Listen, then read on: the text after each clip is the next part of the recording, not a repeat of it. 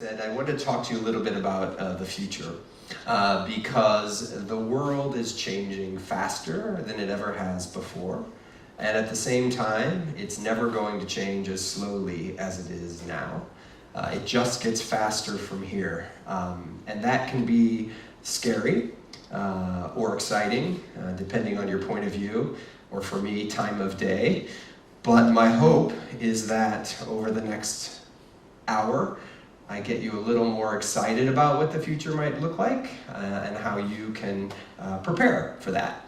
But regardless of whether you're excited or nervous or scared about the change that's occurring, it's changing, and as a result, we have to change what we do. And that means we need to evolve. And so I wanted to talk to you about two things today. The first we'll start with, and just a very short amount of time on that, is what's happening macro within society, what cultural changes are happening, because anything that we do here in media or marketing has to exist within the world that our consumers live in. And then we'll spend the bulk of our time talking about 6 different areas, 6 different trends that we see that we think might impact the businesses that are represented here in this room. And if I'm speaking too slowly or too quickly or you don't understand, just flag me and let me know. I tend to speak very quickly and I'm trying to concentrate on slowing it down a bit. So let's start a little bit about what's happening in culture. Just 4 things on this. The first is that disruption has become the norm. Industries and businesses that have existed for years are being disrupted overnight by brands that didn't exist a year ago and suddenly built something on Instagram.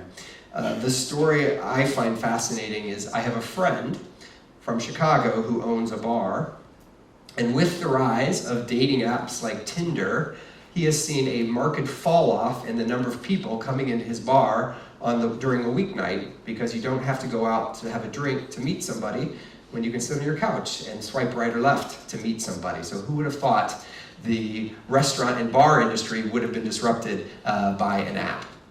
The second thing is everybody is connected. 3/4 of you in Switzerland are on your phone every day checking into social apps. And Gen Z are on their phones over 3 hours a day with social apps and messaging. We are connected at all times to one another and to everything in the world around us. The third thing is, do you know who this is?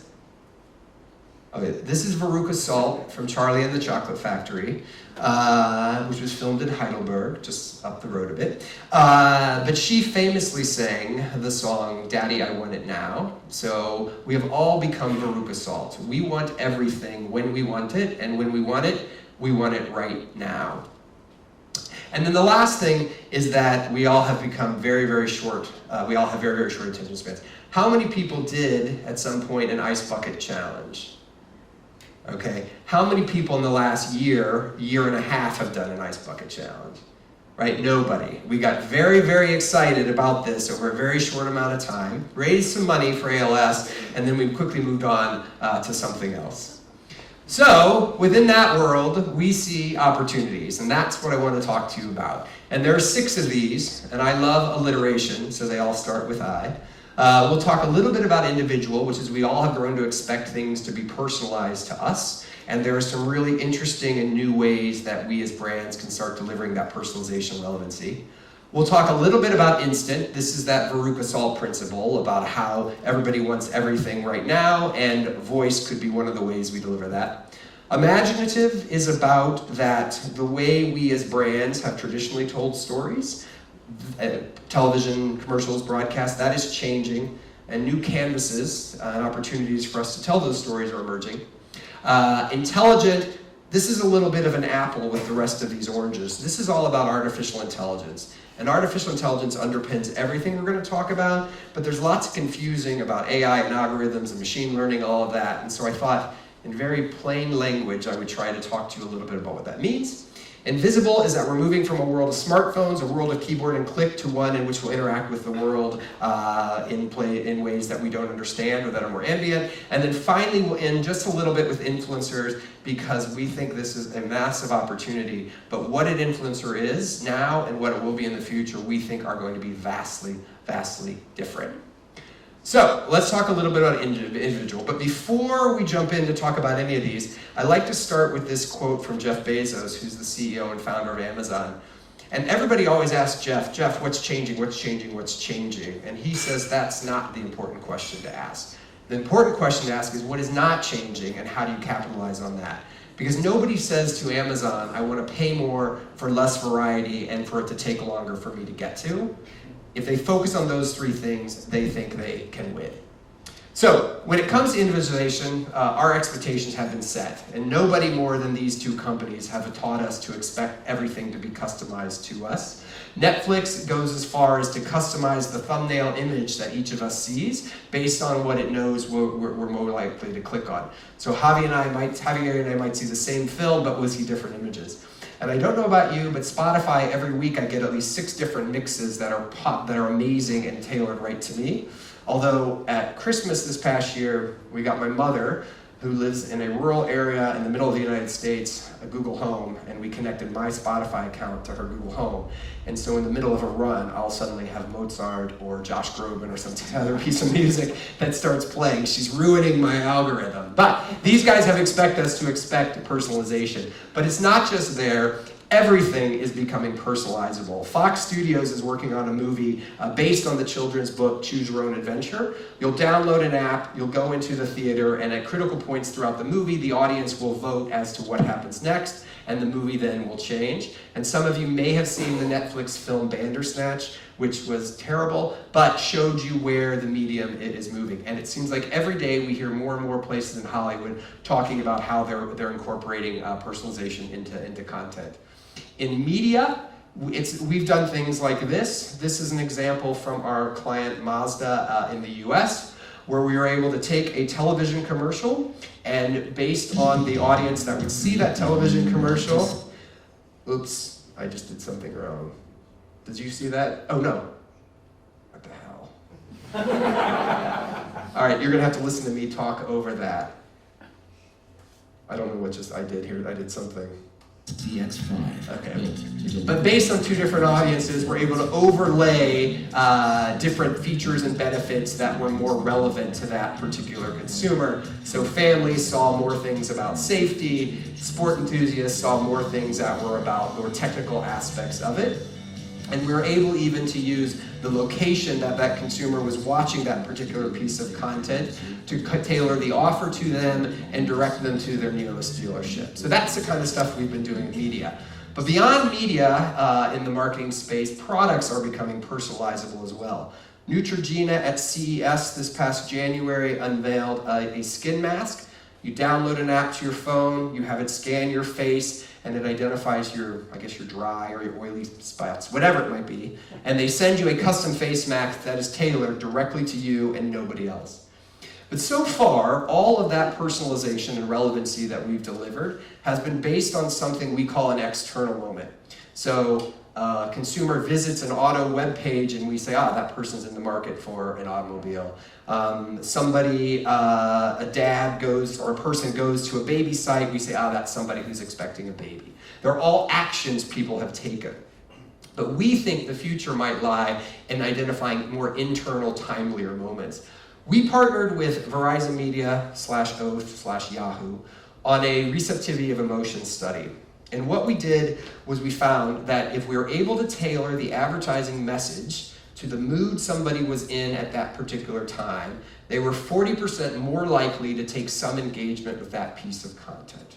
And that's pretty powerful because that to me says what somebody is thinking or feeling is as equally powerful as an action they have taken in the real world. And you're thinking to yourself, well, how might we know that? Well, there's a few things that are starting to happen that allow us to try to understand what the emotional mindset might be.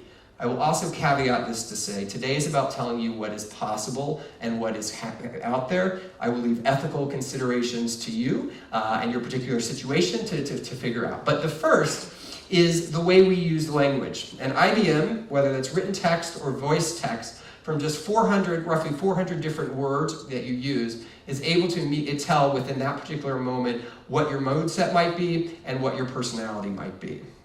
If you add to that Expanding availability of facial recognition, facial scanning, that becomes another way. You probably heard about in China, they were able to pick a criminal out of a crowd of thousands of people. Well, this is a company that's actually developed a piece of technology that allows you to scan a child's face who's not able to communicate what they're thinking or feeling and be able to detect if they might be sick or not. And in fact, the technology is getting so good, they think that child in the future may never have to go see a doctor because just with your smartphone, you'll be able to diagnose most elements.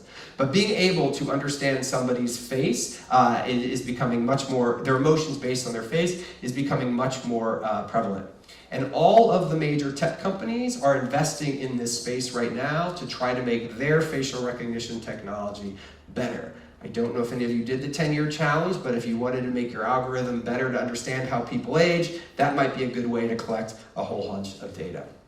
We think what's interesting is particularly on the voice side of things, there's a lot of developments happening. Last fall, Amazon, for its Alexa device, announced that you could start whispering to it, whisper mode. So if you say, Alexa, what's the weather? She'll repeat back to you in a whisper what it is. It's great if somebody else is sleeping in. At the same time, though, they applied for a patent that would allow them to detect what somebody, their emotional state or a physical state might be based on how they were using language. And in the patent, it specifically calls out the reason they wanted to do this is to deliver better content experiences, which we know in this room means advertising. It is getting so good that we might be able to, the technology could eventually detect things about us that we don't even know, including something as personal as our own relationship, and offer advice or counseling services ahead of that time. There are a lot of players that are entering this space. One of them here, Inviso, is based here in Switzerland. They have focused on the financial industry. They've developed a technology that, based on your facial recognition, will determine your emotional being. So it's positioned to consumers as, will help you understand, is this decision you're making, are you truly comfortable taking this risk or not? But on the seller side of things, it's able to help them understand, does this consumer understand what I'm saying, but also, is this person lying to me? There's an insurance company in China called Ping An. They've already widely deployed this technology and are using it to understand, weed out bad prospects for loans and things like that by being able to detect if somebody is not telling the truth. So that's the idea of individual. Let's talk a little bit about instant. This is the Veruca Salt thing because we've all become Veruca Salt. This is a look at people who have searched on their mobile phones store hours versus stores open now. And in the last 2 years, we've seen a 3x increase in the number of people searching for things that are open right now, and a corresponding decrease in people looking for what store hours are. We all are deciding to make decisions instantly, and in those decisions, we all want the answer right now. The problem is delivering instant is really, really, really hard. There are a lot of companies out there that are all trying to deliver it, and very, very few of them are making money. In fact, I took an Uber here this morning. 60% of that Uber ride was subsidized by some venture capitalist sitting somewhere here in Zurich or Silicon Valley or whatever, but it's very tough to do. We think that delivering instant is an opportunity for brands via voice, and we think Google and Amazon feel the same way. If you were at CES either this year or the past year, you would have noticed that every company in the world was stumbling over itself to show how voice technology was embedded into it. We saw it this past year in trash cans, so being able to say open or close without having to touch anything, and even in toilets. They're actually, Kohler debuted a $5,000 toilet that was voice activated, which is a little silly, but what I think is in a public space, to be able to say flush so you're not having to try to use your elbow or find a piece of paper to touch it or whatever, that could be actually a really, really interesting thing. And when you couple that with the AI systems they have in place, it becomes really powerful. Amazon knows its customers so well that if a customer puts an item in its basket, Amazon will make a determination as to how likely that person is to buy that item. And if it determines that you are more likely than not to buy it, it will immediately start shipping you make the process of shipping you the item even before you check out. And if you couple that with things like drone delivery, which I thought was a PR play, but they're investing lots of money behind it, It is theoretically possible that seconds after you check out from an Amazon site or Google Shopping site, your package could land on your front lawn. And then with these little robots, it delivers it very, very quickly. How might they do that? I just think this is kind of fun. This is a legitimate patent that Amazon has filed for giant blimps or zeppelins that will be in the sky above major cities. And on those blimps, they will contain the most commonly ordered items in that area.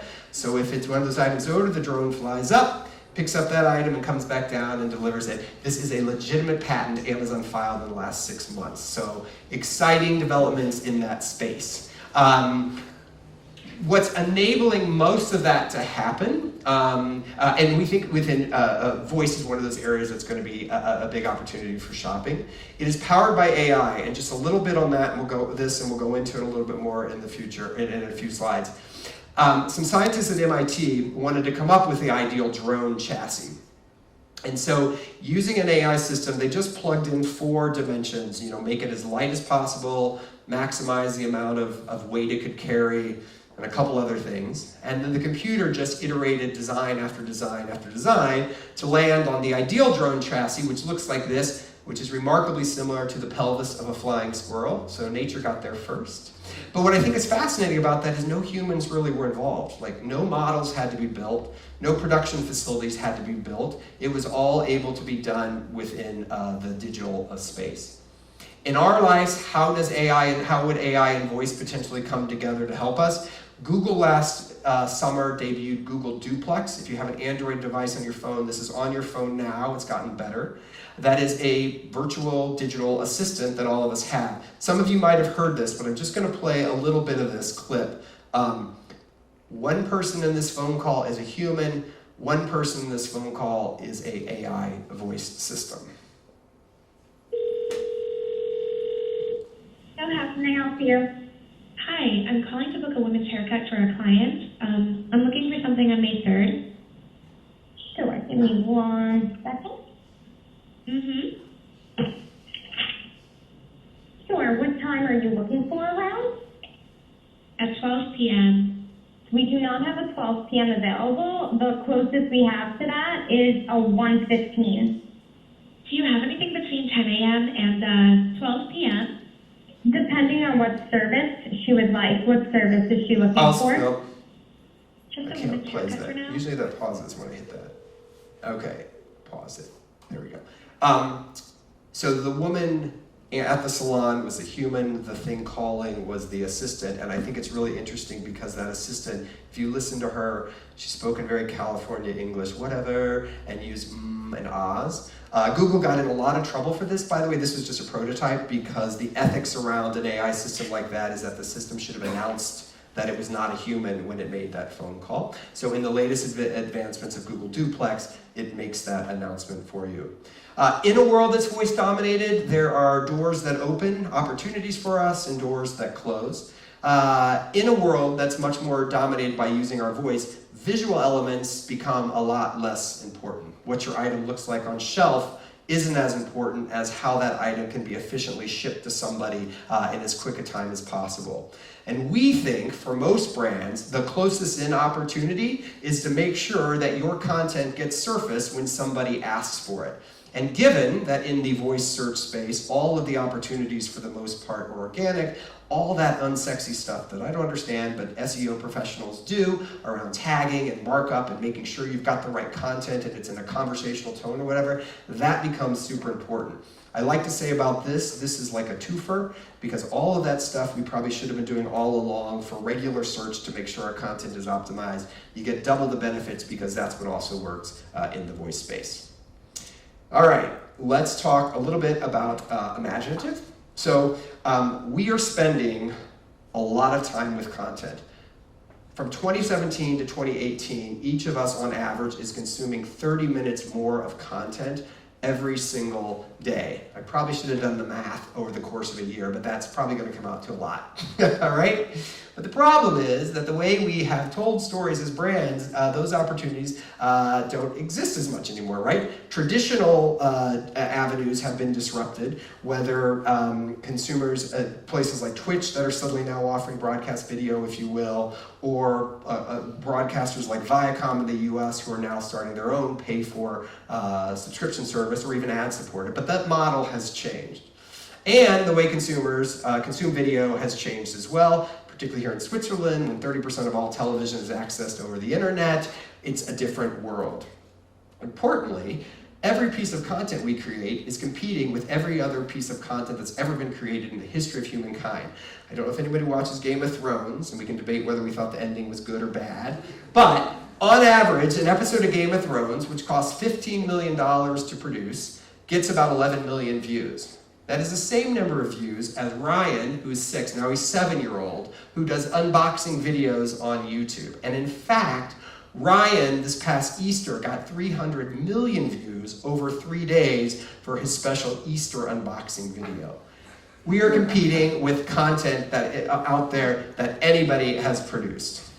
And at the same time, consumers are willing not to listen to us and pay a premium for good quality content. You guys probably heard about this, which I think is interesting, is there's a potential for a Swiss version of Netflix that is potentially paid, might be free, but will feature only content of Swiss films, and that may or may not be advertising supported. That's pretty doom and gloom. But we think there's opportunity. When we look at the use of things like virtual reality and augmented reality, that provides a really interesting opportunity for brands to tell stories in new ways. Now, I personally, let me caveat this, I like to say it's great to talk about the future because nobody knows if you're wrong or not.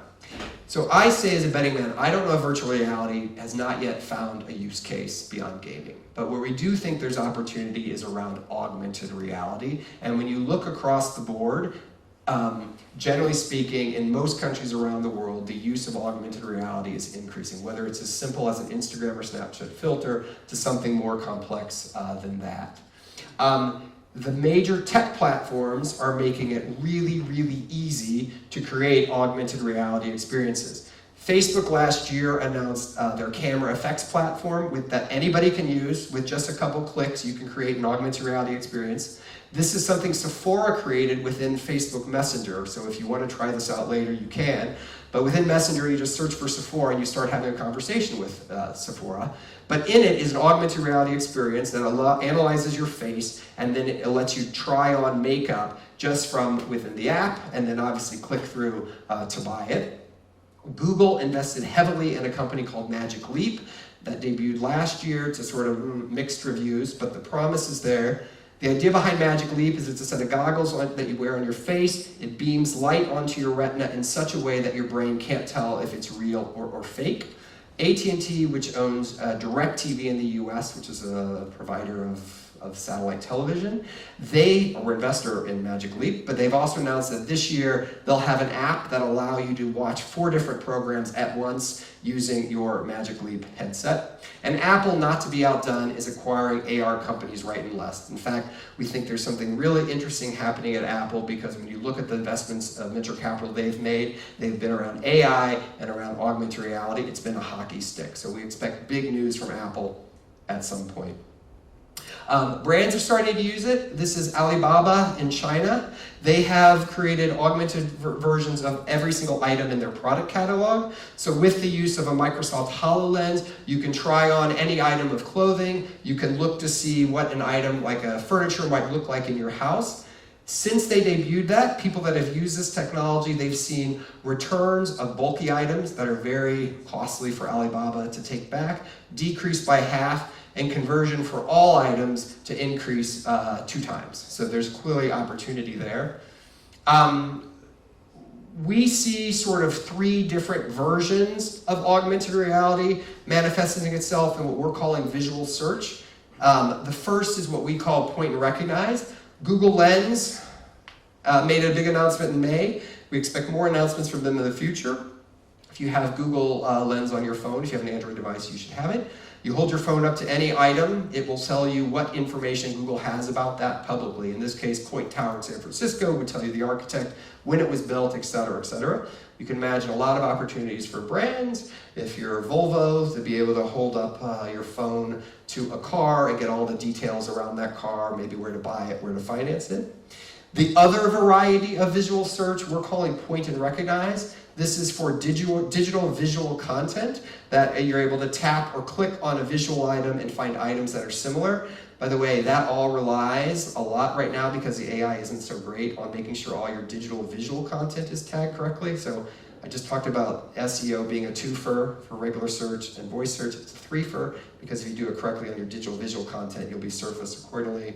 And then Snap and Amazon are teaching us how to use augmented reality to buy. So within Snapchat, you can point an item at a pair of shoes or sneakers. It would tell you what they are and allow you to immediately click to buy. We think augmented reality has tremendous opportunity for brands, particularly in driving retail. I'm moving quickly. But if you get to Frühstück earlier, that'll be great, right? All right, let's talk a little bit about artificial intelligence. And again, I've talked about trends. This is one that kind of underlies everything I'm talking about, but I think it's kind of interesting for people to understand. So kind of back in 1997 is really when artificial intelligence kind of first broke into our collective intelligence. And that is when Garry Kasparov got beat in chess by IBM's DeepMind. But since 1997, AI has come a long way. The Great Ormond Hospital in London partnered with a startup to develop a technology that would be able to detect eye disease as well as any doctor. Other AI systems have been created to get you out of speeding tickets and to diagnose other diseases. It is bursting onto our lives. What do we mean by AI? I like this definition. This is basically a computer system doing something that normally a human would have required a human to do. Now, if you are an AI expert, you probably have a lot of problems with this chart, but in my mind, I wanted to understand or get some relationship between all of these different terms that get thrown around about AI. And so I created what I call this sort of hierarchy. At one end is a lowly algorithm, and that is like a recipe. It is a simple matter of if-then statements. If this happens, then do that. If that happens, then do this. Machine learning is built on top of all of those algorithms and requires a tremendous amount of data to learn about what decisions to make. Deep learning is like machine learning, but on steroids. Deep learning, once it's learned enough, only needs a small amount of data to be able to make decisions. And then AI sits on top of all of that, and that is literally a machine that can think and reason for itself. Now, there's something even here now that is called GANs, G-A-N-S, Generative Adversarial Networks. And this is when you pit two AI systems against one another. In this case, one AI system ingested a whole bunch of photos of celebrities. And with that, it generated the rules of what a celebrity looks like. It passed it off to another AI system that said, okay, from this random collection of hair and eye and skin tones and whatever, I'm going to use those rules to assemble a picture of what a celebrity looks like. It then passes it back to the first system who grades it, and it goes back and forth, et cetera, et cetera.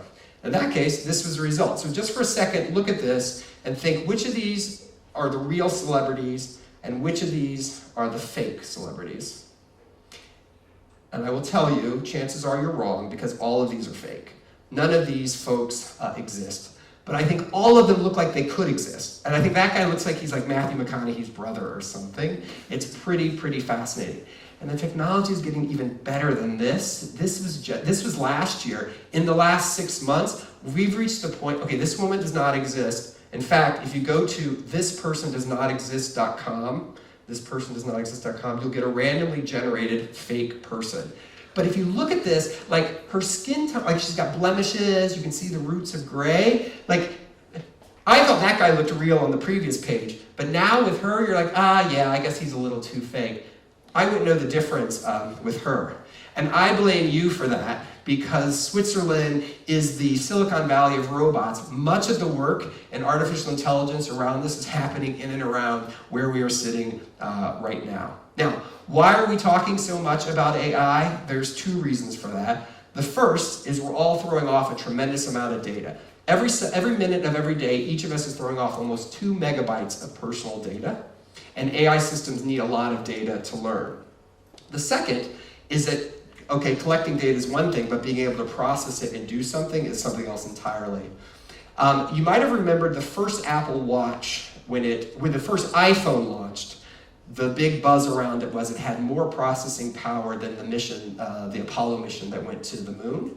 Well, this is the Apple Watch that launched last fall that has roughly 10 times the processing power of that first Apple iPhone. So you basically, if you have an Apple Watch, you're walking around with 10 Apollo missions sitting there on your wrist. Computers are now powerful enough to process all of that data. And that's why that's why we're talking so much about it, and that's why companies are investing in it. If you look at Google alone, the number of projects they have focused against artificial intelligence, I don't know what it is, that's a 500-time increase, and then that just in the last few years. Right now, what does that look like? Well, in Google now, you can upload an image of a relatively famous person, and it will tell you who its best guess as to who it thinks that person is. Last year, Google filed a patent to be able to do that with anybody. So you're sitting on the bus, you're sitting in a meeting, you hold your phone up, you scan the image of the person sitting across from you, Google will access whatever public information it has about that person and come back to you with their best guess of who that person is, what their interest is, what they might do for a living, whatever public information is available. That's coming, but actually this exists already. This is a company that launched this thing called social recall. Apparently, there is a human condition where people are not able to recognize faces. I sometimes joke, I suffer from that because I've met so many people today and I can't remember anybody's name, so I keep using you in all my examples. But the idea here is, and it exists, if you suffer from this condition, you can use your phone to scan somebody and it will tell you who that person is. And if it's doing it now for that, it's going to do it for all of us very, very soon. There is something that is called the Turing test.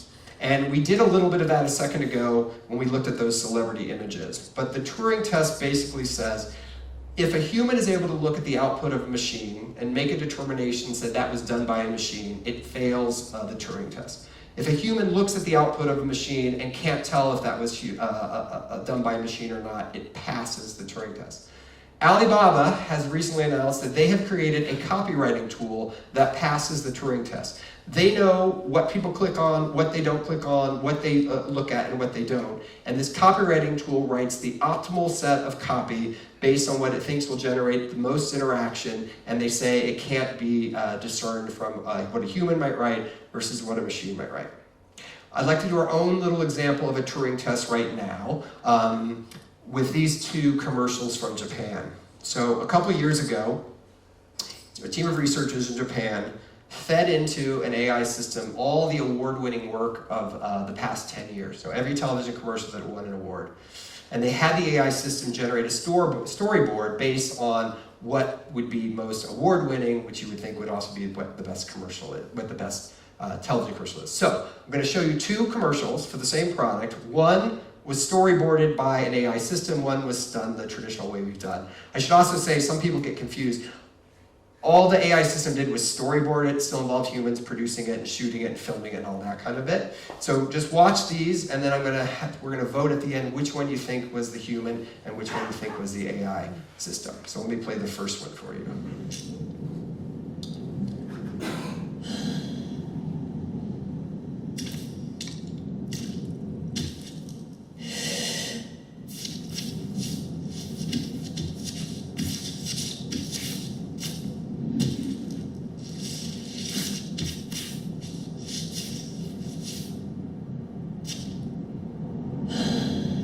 速攻を口すっきり10分長続きクロレッツミントタウン That's one.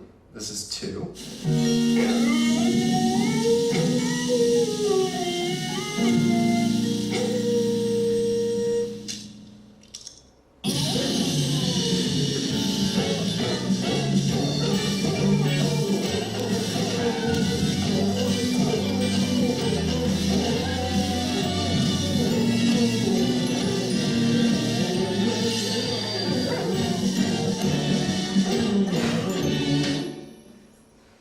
All right, so we're going to say human. How many people thought this one was done by the human team? Raise your hand. And how many people thought this was done by the human team? Okay. This was the AI, this was the human. So for some of you it passed, for others it didn't.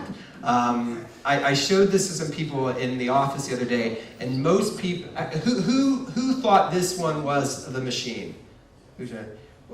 Why did you think that was the machine?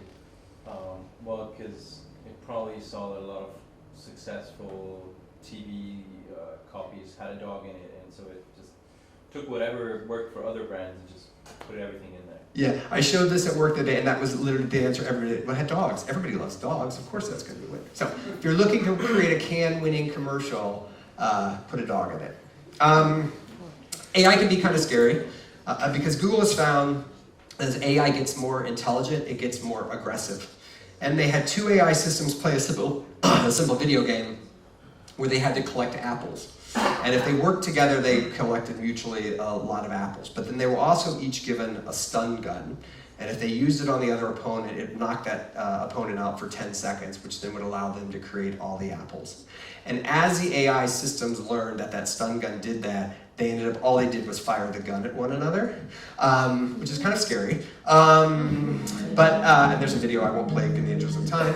And so in that world, you say, well, what about Gary Kasparov? What did he think? Because he was the first guy beaten by an AI system. And in his point of view, he said, listen, this is inevitable. Our job as humans is to understand how do we interact and how do we work with this, because that's where the future is. And that future is here. In fact, as more and more jobs get automated and are being done by robots and AI, we as humans, it is conceivable that many of our job performance criteria are going to be how well do we work with these systems, right? Not trying to thwart them, but how do I work with this robot? Now, we might have a little bit of time to figure that out. Last fall, Google Email debuted Smart Reply. And it had to revise it because every email that was being sent, it was suggesting that you end it by saying, I love you. By the way, what the second most common suggested sign-off was sent from my iPhone. So you're like, I understand the data they fed in to try to train that algorithm, but we might have a little bit of time. All right, talking quickly here. Let's talk about Invisible. So back in 2007, when the iPhone was introduced, we didn't have any idea how it was going to revolutionize the world, but in fact has done that. The launch of a smartphone has brought millions of people online who have never been online before, creating unprecedented economic opportunity for people that we never would have thought would have had that opportunity. It has also sparked revolution. This is from the revolution in Egypt. Press reports at the time said people would go out on the streets with a rock in one hand and a smartphone in the other. It is also giving us amazing new ways to communicate with one another that involve visual communication. But we think we've hit peak smartphone. When you look at shipments of smartphone, they have plateaued. Anybody who has a smartphone at this point has one. We don't see it happening even further. And we think that represents we're at a moment of time where we're going to have a change in computing. That, by the way, was what Google thought vision was when they founded the company. This quote is about the idea that Google would know so much about you, it would be able to understand what you needed before you asked it. The other part of this quote was, and deliver it via technology that is yet to be invented. Why do we think we are on the cusp of having a new way to interact with the world? There's three components to it. The first we just talked about, which is artificial intelligence. I put this up here because I think it's fascinating. One of the historical problems with AI is you would feed it in data and you got an answer, but you had no understanding of the quote-unquote thought process that happened in between. Well, a team of German researchers last August were able to crack that nut, and they were able to teach an AI system to explain its rationale for the decisions it made. In this case, they fed a whole bunch of pictures of food items into it and said, tell us which ones are unhealthy. And then the computer was able to actually tell it why it chose an item as unhealthy or not, and point to the different ingredients, in this particular case, of what might be healthy and what wasn't. The second we talked about earlier, this is that the adoption of voice is happening at an unprecedented pace. Right now, roughly half of all households in the US and Canada have a smart device sitting in their home. And then the third bit we've talked about already is the rise of computing beyond the screen. Just a quick definition, virtual reality, that you put something on and you are taken away from any of the world around you. Augmented reality is there's some sort of digital image that's overlaid on the real world. Mixed reality is like AR, but the AR itself recognizes the physical objects in the room. So in this case, the robot recognizes there's a sofa there, and so you only see part of the sofa. These things, three things, come together in a way that we think is going to be computing that's much more invisible, much more ambient. Something that might look a little bit like the Microsoft HoloLens, which is something you wear on your face that combines AI voice and vision, AI voice and AI and augmented reality. There is no keyboard with this. There's no instruction manual. It's all given to you via voice. Now, to me, that still isn't invisible because you have to put an item on your head to be able to interact digitally with it. We think the future looks something more like this. In China, right now, various school districts are experimenting with digitally connected clothing. And with that clothing, you can use the sleeve or your tie to tap to buy your lunch. It also will notify the professor if the particular person sitting in their room has fallen asleep. It notifies the parents and the school if somebody is not in school when they should be. You can interact, you can even use it to order a taxi with like a swipe here or swipe up here or something like that. Google partnered with Levi's to create Project Jacquard. It's a jean jacket that does pretty much the same thing. It's in beta right now if you want to spend the money to get it.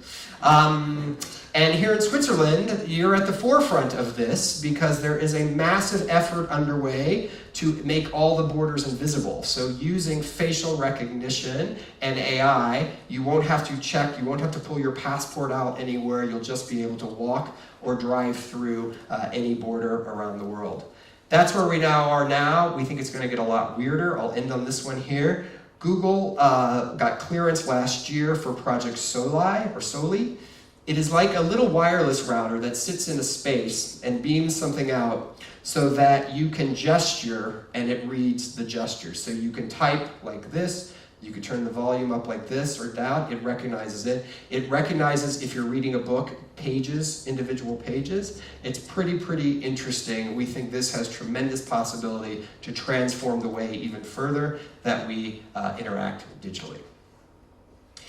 All right, the last one, which we're going to talk a little bit about, which is influencers. So all of us, I think, are familiar with influencers. They have suddenly brought people who are not famous into our lives, and we follow them without abandon. This is a retired couple in the US who travels all around in their van and share their stories. And this idea of influencer has changed our lives in ways already we don't know about and that we think will change our lives even further. It has changed design. Right now, restaurants are literally designing themselves to be Instagram friendly. Lighting in bathrooms, if you've noticed this, and particularly in bars, but it's spreading to other places, are being redesigned to make it better to take a selfie. It is changing how we make decisions. What tourism boards are finding more and more is that the key destinations people are visiting are those that are the top locations they're seeing on platforms like Instagram. We did a focus group with some, I always get this wrong, it's Gen X, then it's Millennials, and then it's Gen Z, with some Gen Z folks. And we asked this one kid where he would want to go on vacation, and he said, I'd want to go to Bali. We said, why do you want to go to Bali? He said, because I get some really great pictures. And I said, well, what if you didn't have a phone? He said, well, then I'd want to go to China because it's much more interesting. And literally making decisions on what they think is going to be the most influential. And it's changed aspirations. In the UK, being an influencer is now a top career aspiration of kids. But it's easy for us in this room to kind of say, okay, yeah, but that doesn't influence my life, but I would argue it does, because all of us now rely on product reviews to make decisions. This is a review for a piece of lip balm, which is a very It's not a category you particularly think a lot about, but there's a lot of reviews and ratings about it, and we all rely on the influence of strangers to make decisions. This space is totally full of pitfalls. It can be incredibly inauthentic, and you can face consumer backlash if you do it wrong. And so how do you avoid that? Well, this is what I think is crazy. Is consumers get upset when they discover that this thing is fake, but yet they themselves are willing to be fake as well. This is Lisa. This is an app that you can download, and say you've taken 4 different pictures and you're not sure which one to post. You upload it to Lisa, and Lisa will tell you, post that picture. That's the one you're most likely to get likes on. That's the one you're most likely to get engagement on. Those focus groups I talked about where that kid wanted to go to China Valley, this one young woman told us she has a WhatsApp group. They call it Instagram Babes. And she and her friends, before posting something, will WhatsApp it to their small circle of friends and say, what do you think? Should I post this picture or that picture? And then there I go I choose something. Now, I would argue, though, that I think consumers are aware of this seemingly contradiction in attitudes. And I think what concerns them about fake is when they don't know it's fake, right? And most of us are saying it's getting harder and harder to tell what is fake and what isn't. And when you think about some of that visual AI stuff with like the celebrities and the thispersondoesnotexist.com, you understand why that is. Interestingly, and this breaks my heart, the group most likely to have trouble understanding what is real and what is fake are older consumers. And there's 2 reasons for that. The first, as you get older, your mental faculties decline a bit. But the second thing is they grew up in a world where you didn't have to understand what was fake or not, because most stuff that you saw in the news, in the world around you, was real. So they never developed the skills to discern fake from not fake. That's sad. But consumers are embracing it, right? This is little Michaela. She is completely fake, computer generated. She is a product of the Brood Corporation. She has 1.5 million followers on Instagram, and they all know she's fake. She is now an influencer, but she's getting paid, or the Brood Corporation is getting paid to endorse projects. I think this works because she doesn't hide the fact, it's an it. They don't hide the fact that it's fake, right? Everybody knows it's fake. And as long as you know it's fake, that seems to be okay. This will bum you out. 1/3 of millennials will share a piece of content that they know is fake if it agrees with their views. And most of us expect that very quickly we will just have to assume that anything we are seeing is not real, right? Our initial posture is, this is fake until proven otherwise. We think there's 3 things happening in the future about what an influencer will be in our lives. The first is it's going to be fake. This is a completely CGI'd news anchor in China. It is on the air right now delivering the news. He is not a person, he is CGI, everybody knows he is. And we think this is the future, in particular, for 2 reasons. He is cheap. There is no actor that needs to be hired to do that role.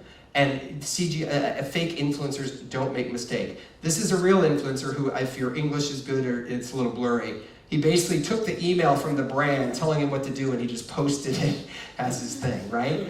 Fake influencers don't make mistakes because we control. Number 1.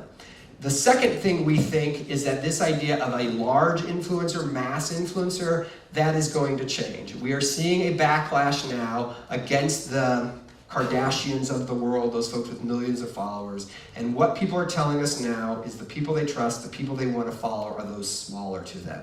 Most likely it's because they actually know that person, they know they are real. And so influencers, nano-influencers, micro-influencers, those are more influential to consumers than those mass consumers. So as you think about your brands and how you might talk to consumers, think there. We think this desire, this move to the small, is probably what is behind Facebook's recent announced pivot to being more private and more focused on smaller communities. So not your friends, but your true friends. And then the last bit we think is that the space will become much more regulated. countries like the US that have very cozy relationships, where politicians have very cozy relationships with folks like Facebook, because Facebook spends millions and billions of dollars building schools and hospitals, are finally waking up to the problems that exist in the space, and so we think the space itself is going to become much more regulated. So, that's what I had to share. The world's changing faster than ever. Hopefully you feel a little more excited about it. If not, you can come talk to me. If you liked this, there's a lot of other stuff I've been working on that I would love to share. I don't know if you said this, I thought I heard you say it, but my mother's German and she's from the Bodensee, Donkonstadt. So I'm happy to come anytime to Zurich I can go check in to see my family. So thank you.